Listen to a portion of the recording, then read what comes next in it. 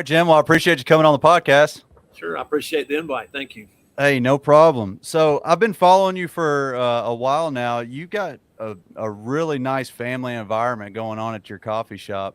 And I know a lot of people are interested in it and they've been following you as well. Let's dig into a bio and pretty much how you got started in the coffee business and how the coffee shop industry is going for you right now. Okay. Well, the coffee thing was I had a business that I'd done for about 34 years, and I fell out of love with it. It just got to where it was work. I wasn't enjoying it anymore, um, and so I wanted to have a little side hustle to see if it would get my mind off of that, and then at the same time maybe rekindle my love for my main thing. And Right. so I just started playing around. I bought one of those little More roasters, and I bought some green coffee from Genuine Origin, and um, just started playing around. And then it was like, man, I think I could do this and sell it online. And I had no idea about roasting coffee or anything. I just got the little Right. More and read the instructions, um, which sucked, by the way. And had a lot of fires on that More. It was pretty crazy. But I just I I I don't I was fortunate enough to where I had some money to play with. Um, so I was like, okay, cool. I've got the trade magazines, and I was looking at like Roast magazine. Um, and you look in there, and you see the roasters, and like San Francisco roasters. Right. It's the Mac Daddy. Those things Yeah. Yeah. are beautiful, handcrafted. That was my thing, because I used to, my other business, I would build stuff for customers. And um, so I was into that. It was like handcrafted, all the welding and stuff they do. And so I was like, okay, let's find out what a San Francisco roaster is going to cost. And Right. that took just one little phone call, and I was like, yeah, that's a little out of the way. So um, I I decided, I looked up. There was a guy here in town who was roasting, and I had some Ethiopian Sadamo that I'd gotten from Mm, Genuine Origin. And I went and asked him. I said, "Would you roast this for me? With the way I want it roasted." And he was like, "Sure." So he roasted it, and I told him, I said, "I think I'm going to start selling coffee online." And so he roasted it for me and everything. And it turned out great, and I was giving bags of it to people. And I had got in touch with Roastar, um, and I think it was $1,200 or $1,500 to get bags. So I half-assed my way through Adobe Illustrator to design a bag and stuff, and had Roastar do that. So we got those bags, and um, it's just seeing the bags. When you see that bag with the thing that you created, and that's your company. It's so cool. Well, this guy, uh, when I ended up selling some of the bags. I'd given some away, and then some people I'd given them away to told some other friends, and they were like, "Hey, so and so wants to buy this." I was like, "Okay." So I ended up selling them all, and I got in touch with the other guy that had a roaster. He had like a little Mill City, I think it was a Mill City 500, a yeah. little, Those are nice little roasters. yeah, small tabletop that he was Yeah. using. And um, he said, "Jim, I'd rather not." So I was like, "Okay, that's cool. I totally understand." Um, so I'm at the shop right now. I was sitting here. This was where my first business was. Hmm. And at that time, we had gone from, it was a retail. We did retail electronics, and I did home audio, video, surveillance systems, and stuff like that. And I quit taking walk-ins. So we quit having people walk in the front door. So we shut the front of the store down.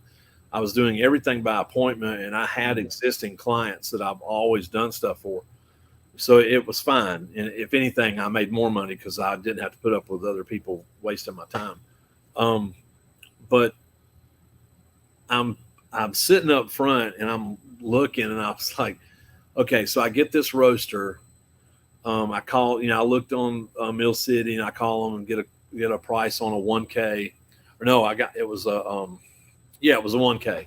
I looked at a 1K and I was like, okay, I can afford that. So I ordered the 1K, and I'm up front, and I'm like, well, if I roast this coffee, what if people in town want to buy it and they want to come and sample it? They want to come and have a little taste test or something.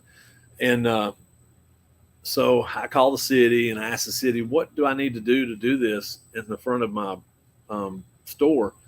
And they said, well, you got to put a bathroom in. And I was like, shit, a bathroom, that's the most expensive thing. I got a plumb and all this stuff. And so I went home that night, and I told my wife, I said, we're going to open up a coffee shop. And she's like, okay. So I come back, and I think that was December of 2017, and January 1st of 2018, I got online. I was just sitting up here for some reason on January 1st, and January 1st, I filed all the stuff, got the tax number. I filed the trademark on the name, all that stuff. And so it was formed. Salvation Coffee Company was formed on January 1st, 2018. Now, what did that feel like when it was officially done and now, did you already have a building at that point? It was my existing building that I was already in. Okay, so you weren't moving this somewhere else. So I had 1,000 square feet up front that could be a coffee shop. Okay, got it. Where it was so small. At first, the city said I needed to have 2 bathrooms, and I was like, damn, So I'm figuring it up, and I'm calling some of my clients who have some pull with the city inspectors, and they finally come down, and they're like, yeah, your capacity is not going to be that great, so you could get by with 1 bathroom, but it's going to have to be all handicap accessible. I was like, okay, we can handle that. Right. So what did that feel like, though, knowing that you had just trademarked everything and then it was about to come to fruition as far as the company? Oh, it was just cool. It's not the first time I'd done that, because I did it with my other business, but this was the first time that I didn't do anything by thinking about it. It was all just my heart. Like, I'm going with my feelings on this one. I'm not sitting down crunching numbers like, can we do this? Can we do this? Can we do this? Because you can plan and plan and plan and plan. And the next thing you know, when you finally decide to pull the trigger, somebody down the street's already doing it. Right. Or you just sat there and you planned your whole plan away because it's already being done or it's outdated or whatever. So planning is important, but at some point you got to pull that trigger, because you never know until you know. You just got to do it. And I've never. And yes, it does cost. It costs some money. And I had some money saved up, but it's not like I was independently wealthy or anything. Spending the money hurt, but at the same time, when I'm thinking about it, I'm like, okay, this roaster, I think it was like $6,700 that 1K, right?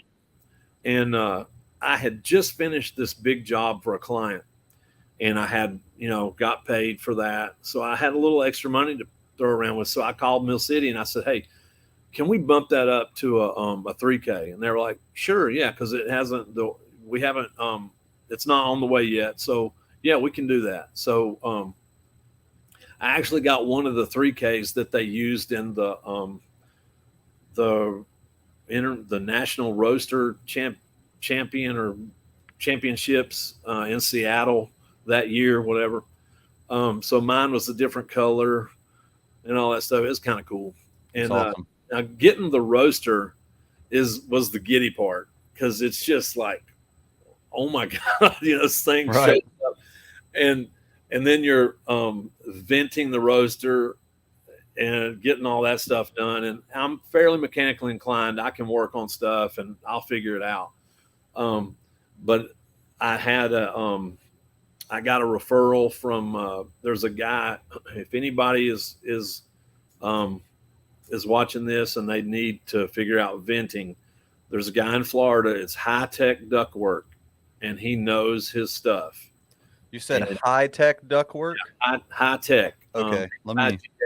IGHTECH, yeah, high tech ductwork, and he's out of Florida. Um, I follow. He's on Instagram. I follow him on Instagram, but I just like I got his number and I called him, and at the time the 3K was over on the opposite end of the back here at the store. Okay. Uh, it was kind of in the middle of the building, and I had dabbled in heating and air when I came home from the service. I had an odd job doing heating and air, so I knew about cutting through roofs and stuff and running vents. Right. So I did this. I ran the vent up and everything, and well, wait a minute. Let me back up a little bit, because I called him and he said, Jim, can you take some pictures and text them to me? I was like, yeah. So I snapped some pictures where the roaster was, where it was going. He calls me back. He said, okay, I need a measurement from this point to this point.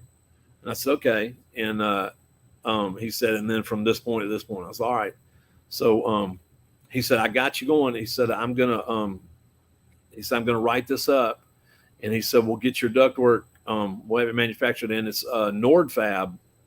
They're actually in High Point, which is not High Point, Thomasville, which is less than an hour away from here.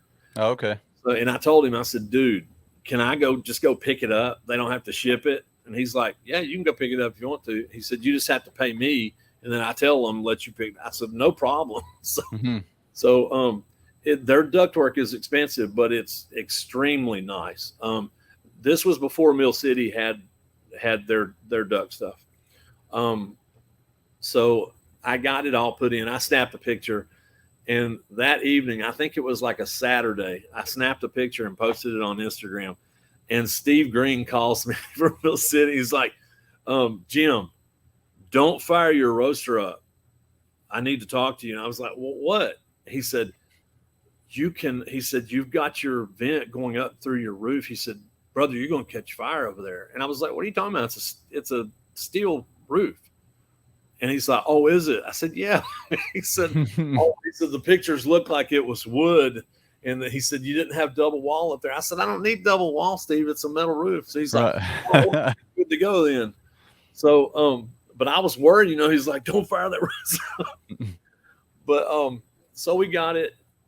The first time that speaks levels on Steve too. Just calling to check out and making sure. That's so awesome. Cool. It's so cool. I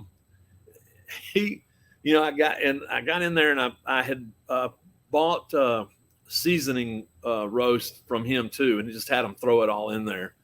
And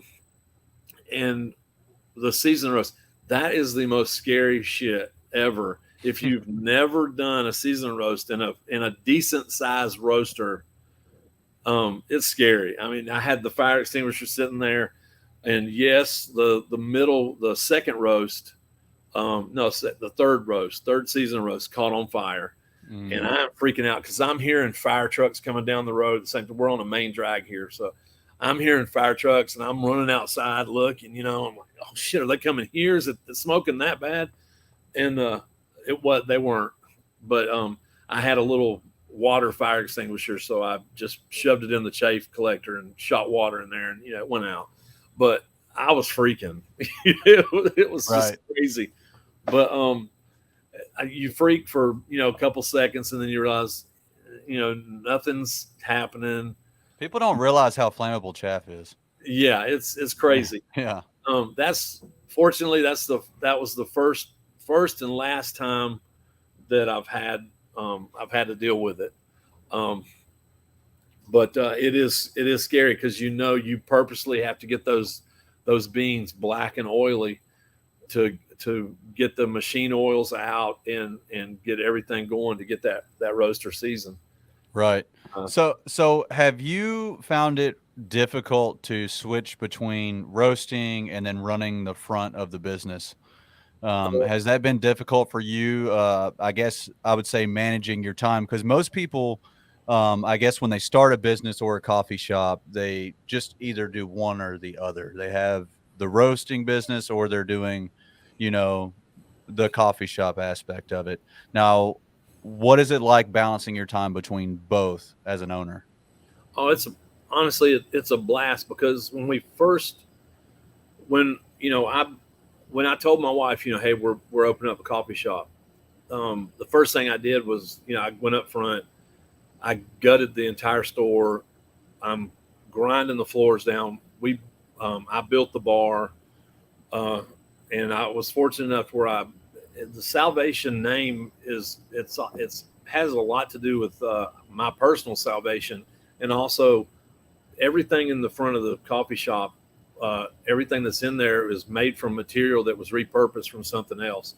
Mm, Even my coffee equipment, I purchased, nothing was new. I purchased it at auction. I mean, I did some research, find out what decent coffee brewers were out there. I got two Wilbur Curtis uh, Gem 3 Gold Cup brewers, two for $600 in an auction. mm, Those are 3,000 a piece, I think. Um, and Scott Rayo actually tweaks the spray head on those. Him and a partner, they 3D print new spray heads for that model. mm, So I'm like, okay, I need to get a couple of those spray heads, and right. it's you can tweak stuff, even though it's like, oh, it's a Wilbur Curtis, it's the same thing they have at the truck stop. No, it's a little bit different because you can tweak on them, and so we had that, and I know how to work on the stuff, and I think it was a La San Marco uh, 2 group espresso machine. I picked it up for I think $3,000, but we just everything was just salvaged from something. My wife, she painted little murals on the wall and things, and my youngest daughter was going to work there with her girlfriend, and my youngest daughter had some addiction issues that she was overcoming, and we thought, okay, we can let her work the coffee shop, and if it makes enough money to support itself, that's fine. We don't care if it does anything. We're not interested in ruling the world. I'm not wanting to take over the industry or anything like that. We have our happy little thing here, and if it keeps her going and allows her to help herself and overcome some of her issues, that's fine. Um, and everything went great. Uh, when the pandemic happened was when she it was just too much. The pandemic and all the fear that I feel like was being placed on everybody. Um, she just couldn't. She couldn't deal with it. So she went off, and she's doing well, but she didn't want to work at a coffee shop anymore. Right. My oldest daughter had worked at Starbucks since she was a sophomore in high school, and she had gone from one Starbucks to another, running their stores, and she was in Virginia Beach running their. It was a Starbucks that was like a microbrewery too, and Howard Schultz left Starbucks. My daughter Texas said, I just got fired. So the new management Wow. that came in and let everybody go. And I said, come home. You can work here. She came in, and of course we had to teach her everything about coffee because Starbucks knows jack shit about coffee. No, she was good. She knew, she had different systems, different ways of doing things. She runs the front, and we talk about stuff. Was there like a machinery, like, or a machinery equipment learning curve? Because I know most of the mass-produced coffee places they have automatic equipment. Was there a learning curve with actually learning how to tamp and make espresso shots and actually Um, making lattes that for way? well, for probably more for my oldest daughter because well she had come up when Starbucks was still using manual machines. Right, But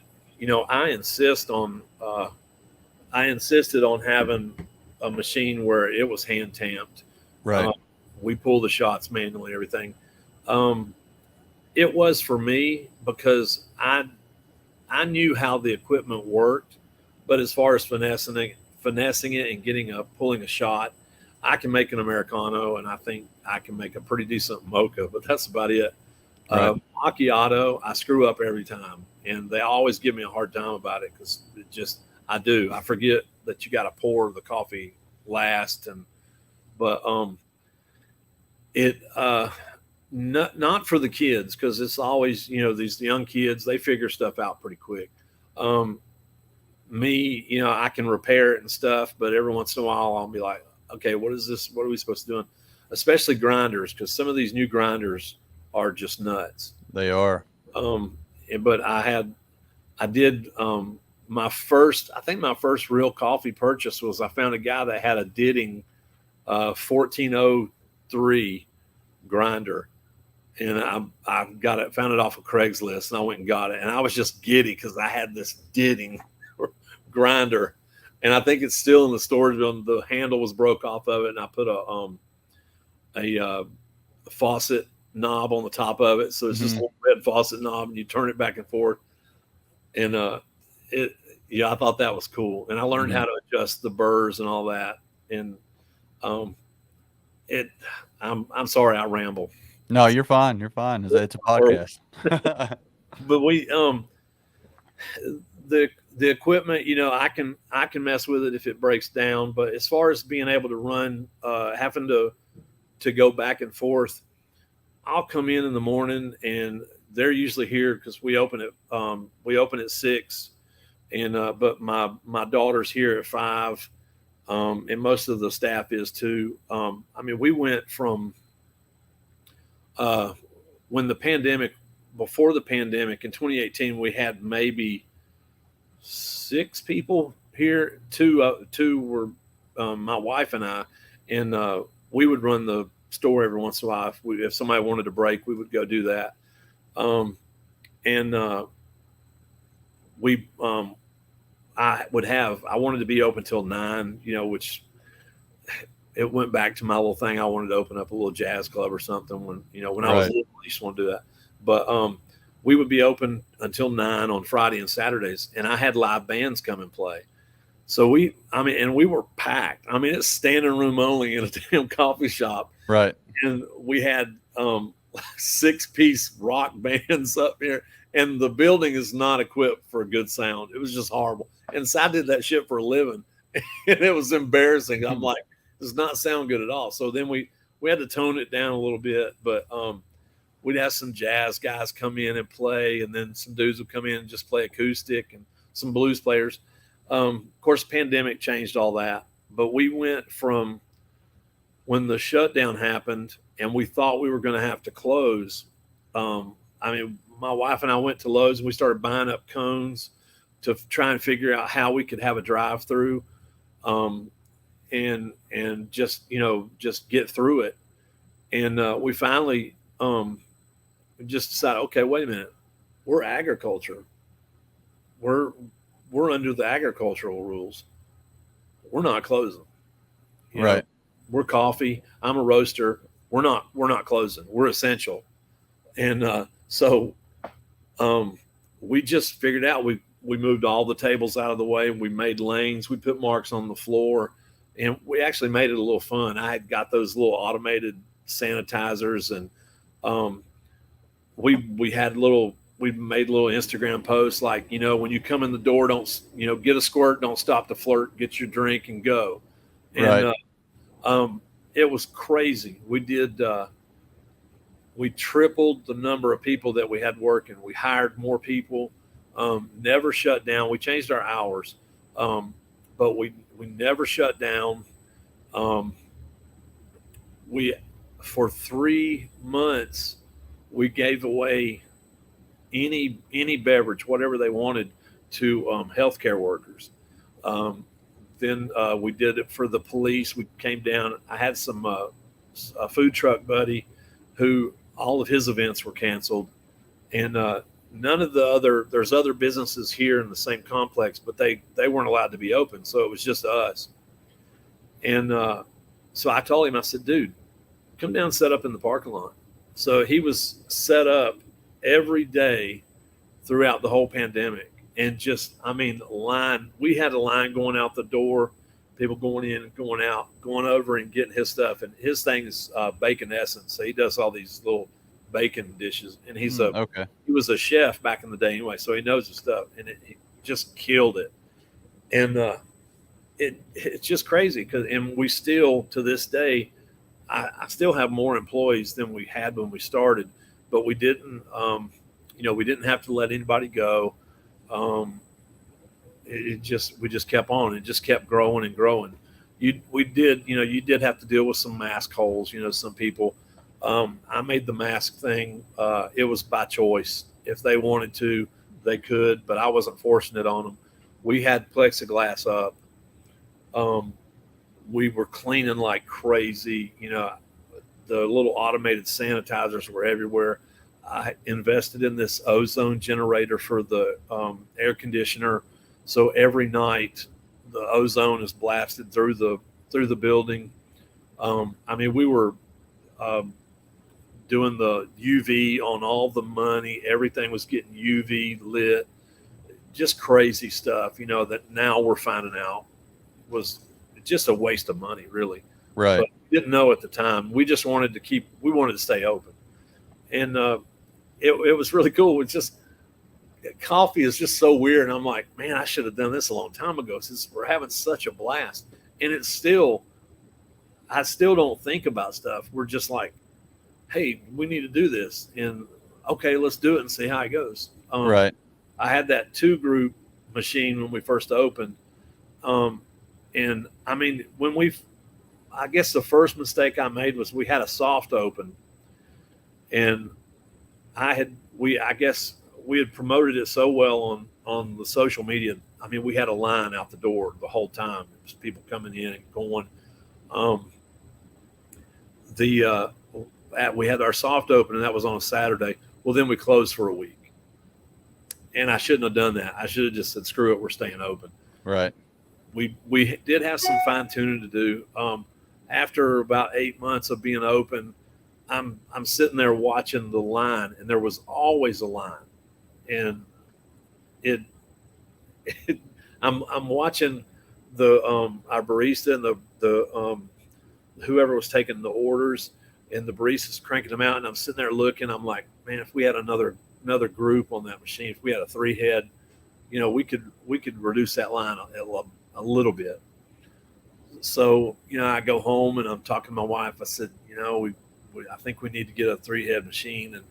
And the way things were going, the numbers said we could do it. And so I got my dream Keys Vanderweesten Mirage triplet.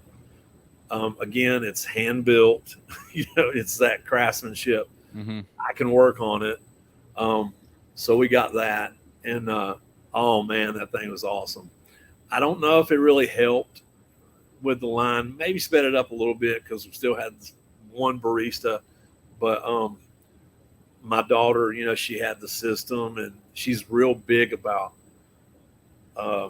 writing down stuff if they don't know it, and she laminates it, and she's telling them, hey, if you don't know how to do this, you go up there and look at the card. The card will tell you. You don't have to call me. You don't have to go back and bug Jim. You look at the card. It'll tell you everything you need to know. And she runs a pretty tight ship, and it's crazy because everybody loves her. Like, the customers love her, and when she's not here, they're like, "Where's Courtney? Where's Courtney?" And all the kids, we all have a good time. It's so cool. And I've been meaning to ask you about that. So How did you foster that environment? Because if any of you guys don't know, if you follow Salvation Coffee, or if you don't, you need to go over there and follow them. You guys have created like such a family environment. Just looking through your posts, it seems like everything that you guys put out there, it just looks like you guys are having a blast all the time. So just run us through how you guys kind of fostered that environment. Well, we don't um, we don't let anybody come in and just they have to leave their outer asshole outside. Right. We don't want any negativity. Come in. It's just all about putting a smile on people's face. Um, I think that the attention that we pay to the drinks, every one of our drinks is hand stirred.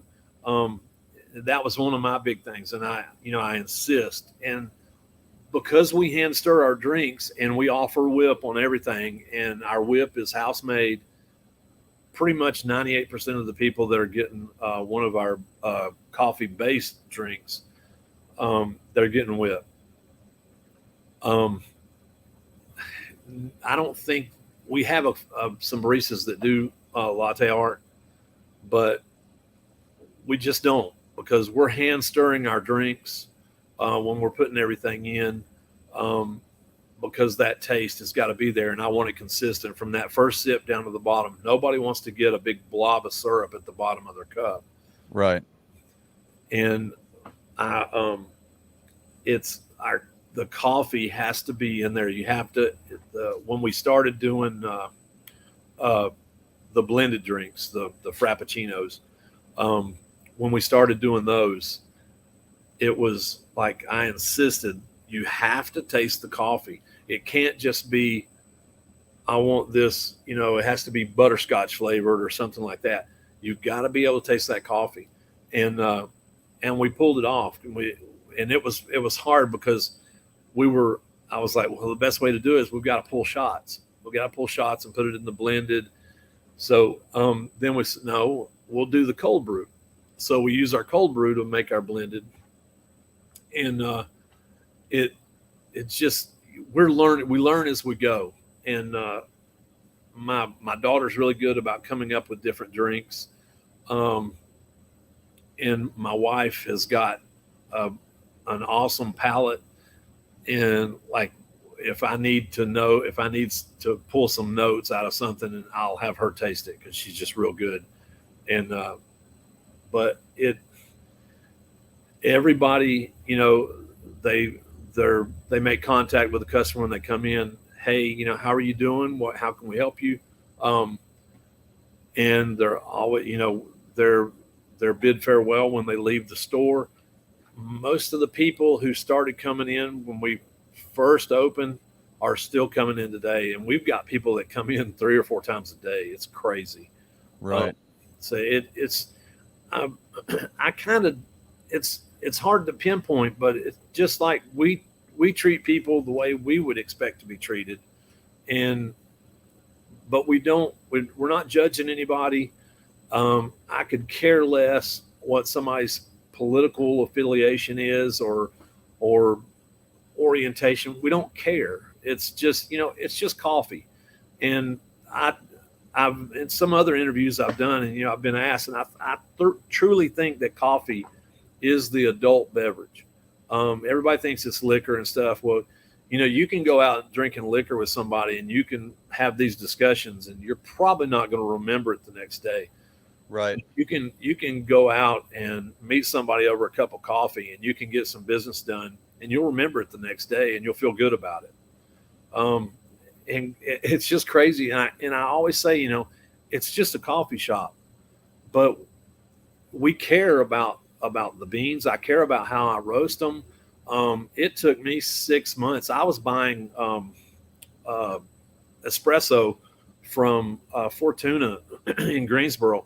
Fortuna is a great place for somebody that wants to open up a coffee shop. They will help, and they're a great company. That's where we get our syrups and everything from. But um, Nazi, I'm not going to butcher his last name. That's the president of Fortuna. Um, he's an old school roaster, and you know his father was a roaster, and Nazi has this espresso that's just awesome. And I told him, I said, we're going to use Nazi's espresso. We're going to buy his espresso because I can't do that yet. I don't know how to do that, but we were working on it. So, and I knew that I wanted a traditional Italian espresso, which is Brazil.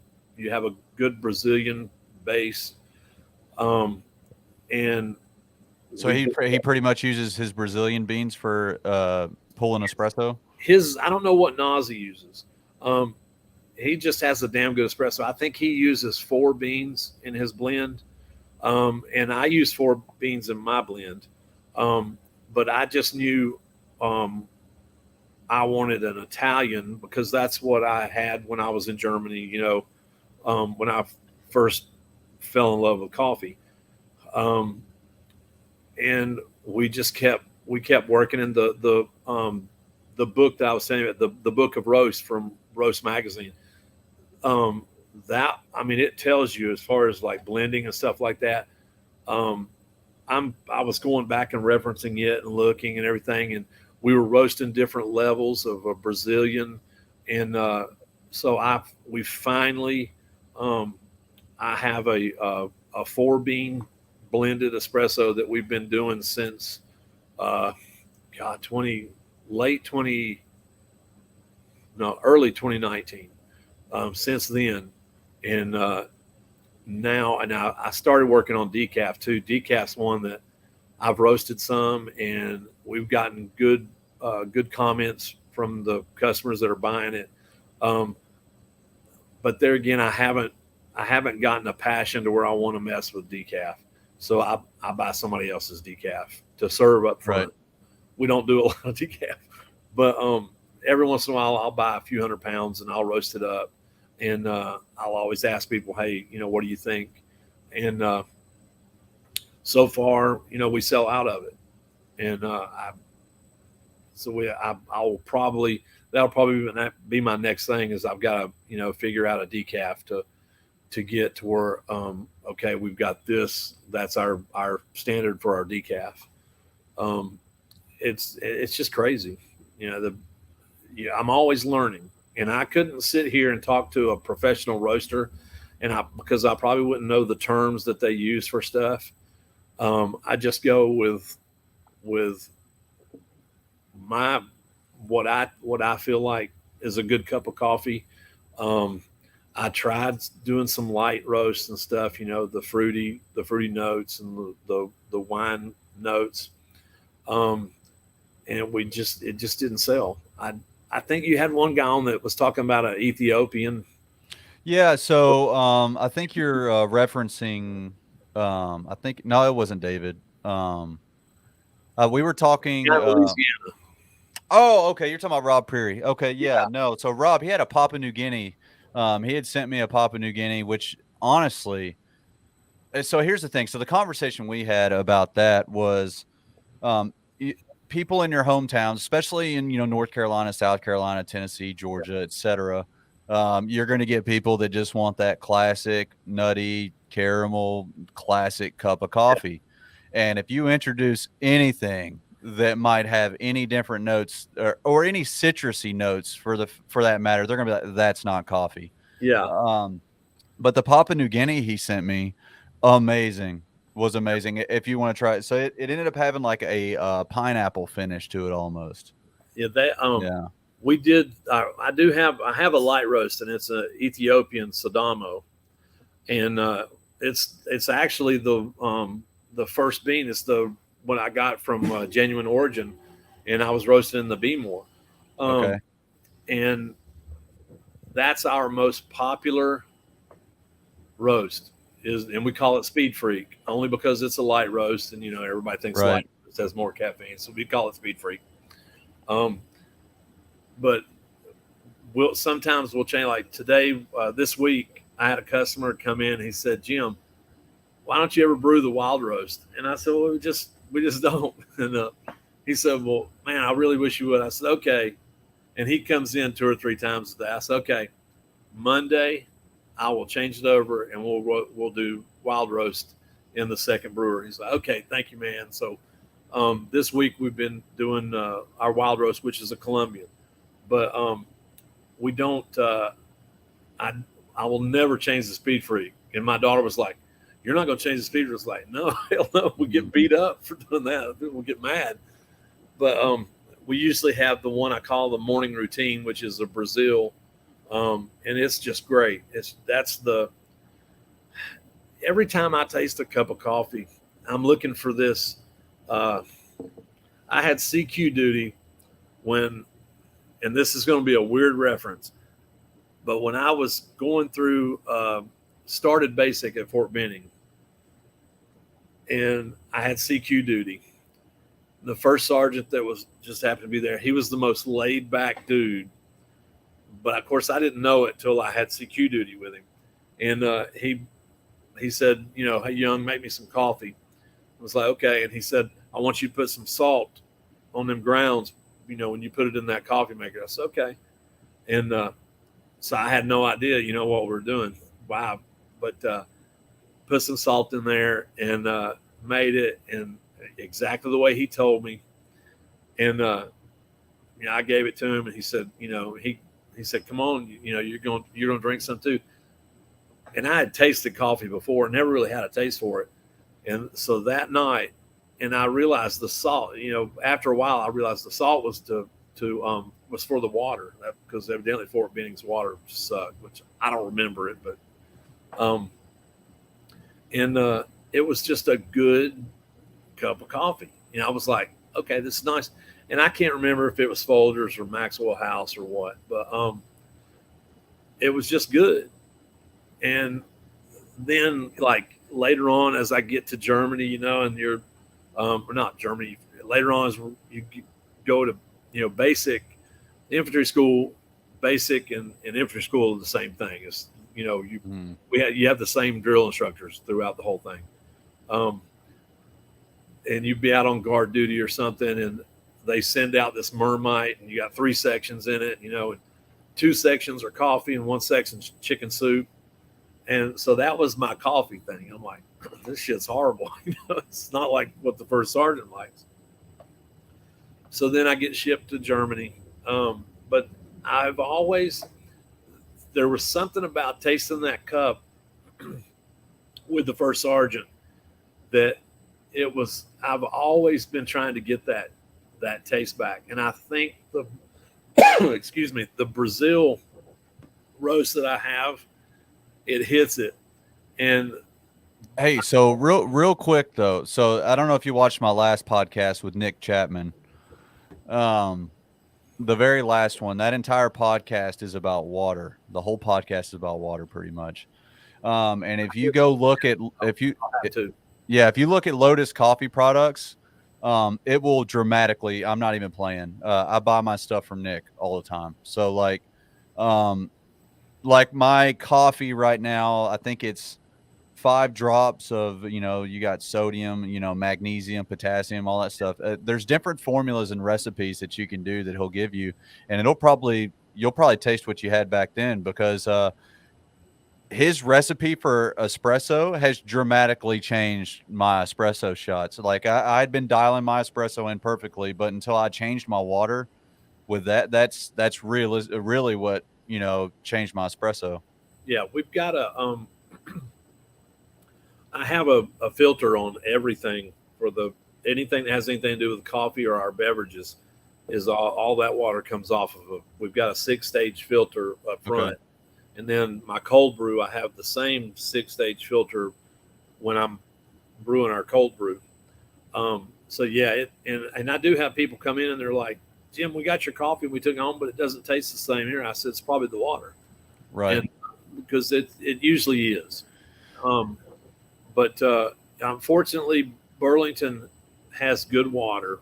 Of course, you've got to dechlorinate and all that, but our our filters, you know, I change them. It's every 6 months. Yeah, I do it at Christmas in the middle of summer, and it does help. Yeah, the quality of the water is is definitely something you got to look at. Well, if you ever want to have like your own personal cup, I would just check out Nick. I think Yeah, he has a full water set for like $60, I think, and he'll send you all the stuff and recipes and all that. certainly. And he has a manual pour over recipe for a sweet tasting one, and then he has a bright and light one if you like citrusy, more acidic flavors. He's got recipes for everything you need, and it's all mixed up in these little bottles, and it's super easy. You just drip it into your water before you brew, and it's all 450 milliliters, or you could do 1 gallon as well. Cool. Yeah, I'll Yeah, try that. but yeah, just for your own personal cup at the house if you want to dabble in it. Yeah, dude, I don't drink coffee at home. Really, just I've got cold brew in the fridge, but when I wake up and I come here oh yeah, so you're right at work. All right. and I go to sleep. So We'll keep a jug of the water at work then. yeah, You just put it, so, it is crazy. People are like, what do you use at home? I said, well, I did have like a nice fancy espresso machine and stuff, but I just don't use it anymore because I'm never at home. We're always here. And it's not because we have to be. I mean, we want to be. We're having fun. And right. it just, the coffee shop it's morphed into, it's just crazy the growth that it's had. But it still allows me to concentrate on the roasting. And I'm here, I'm roasting probably 3 times a week.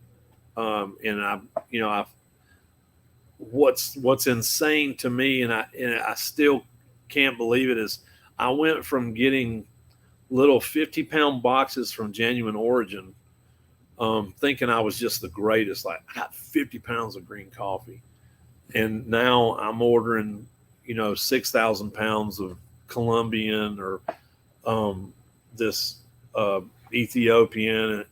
It's just nuts. And then to see it go, it's like I'm I'm out of this stuff. We just got it. How much are you roasting on average daily?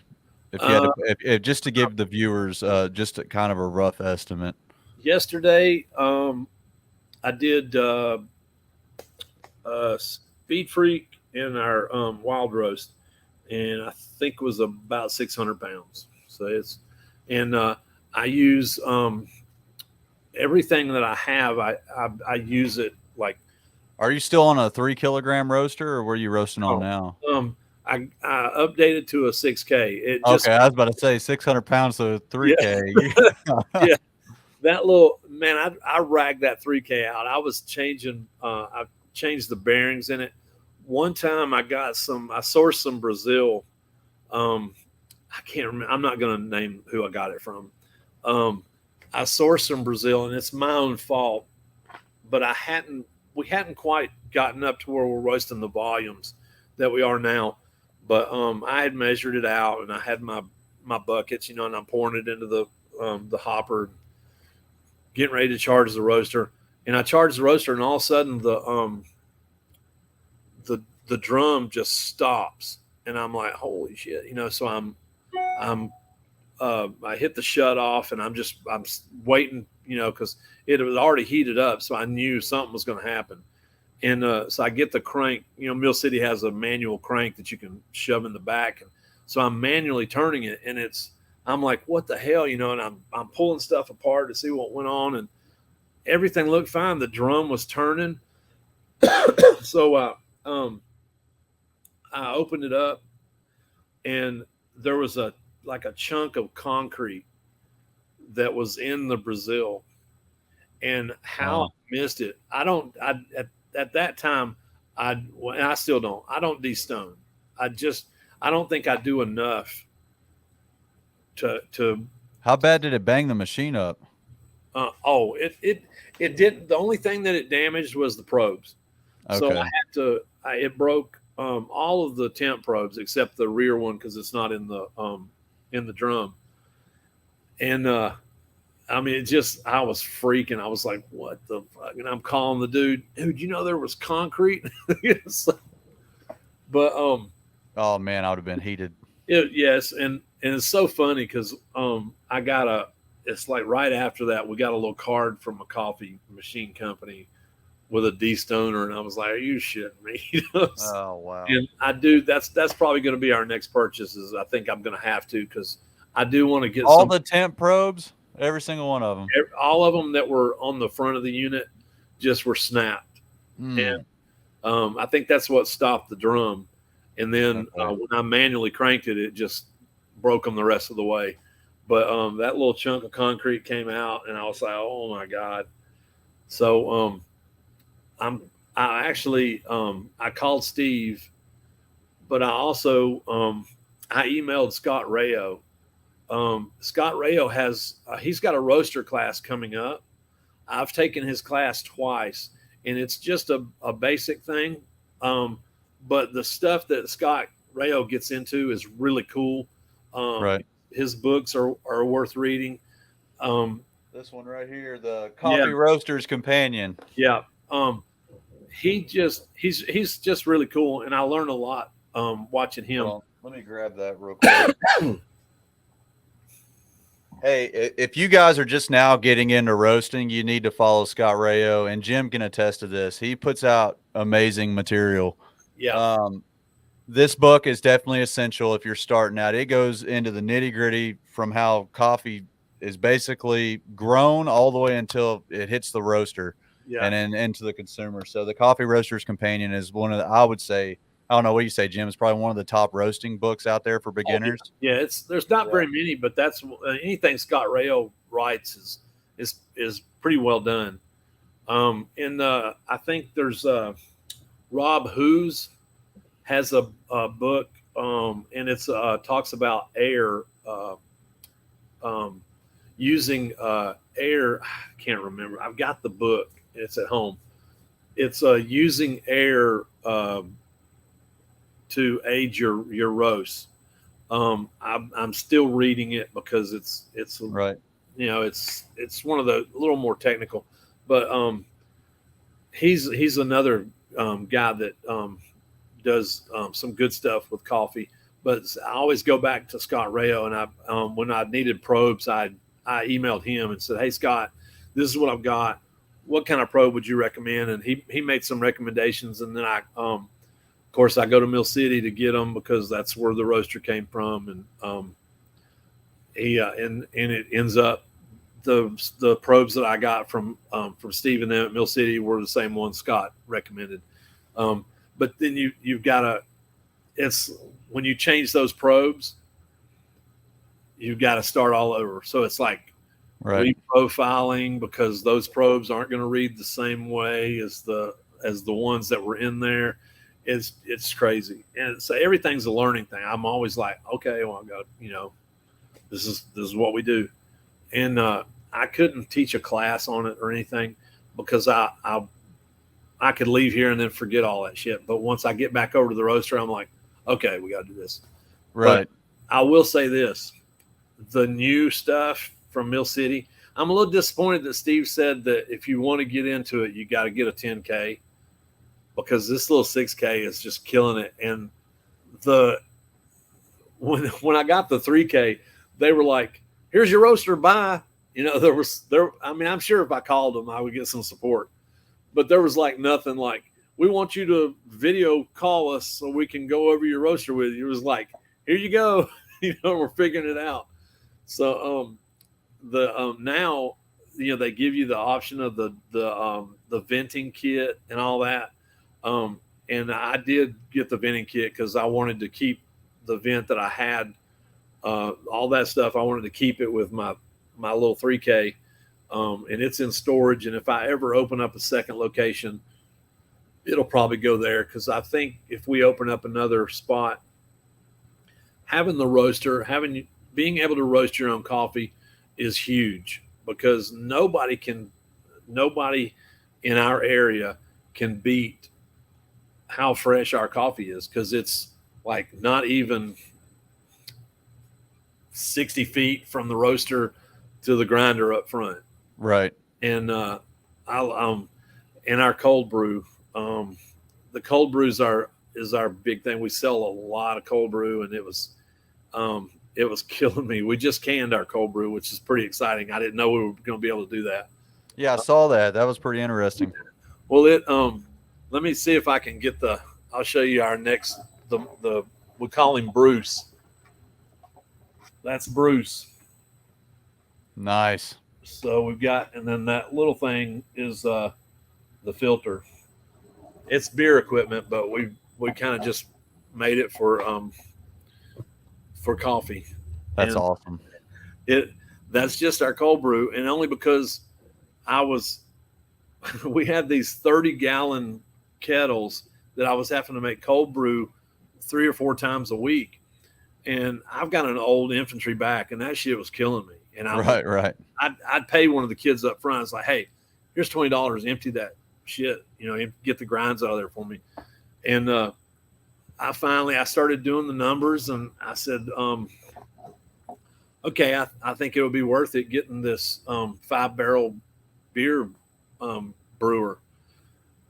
So we did it, and it's been great. And the when we canned our cold brew, that brew itself had been steeping for 5 days, and the brewer lets me keep it at 36 Did degrees. you notice a difference in quality of taste using that, or is doing pretty good? Oh, the longer you can steep your the coffee, most places are going for speed. They want to go 24, 48 hours. We've always gone a minimum of 48 hours. Right. So you haven't noticed a difference at all. The quality's just been a little better.